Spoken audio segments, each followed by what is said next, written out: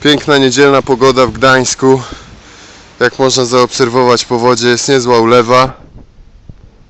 Łukasz Miller przygotowywuje się do swoich 2 interwałów.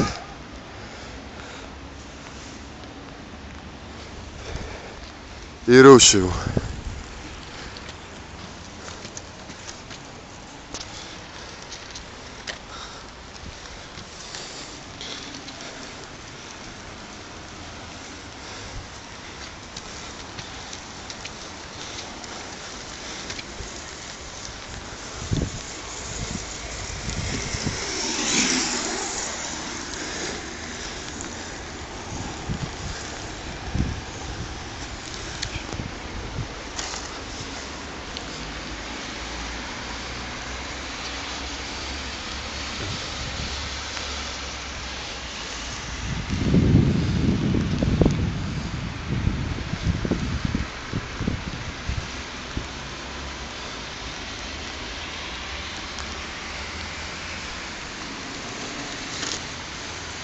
I składa się.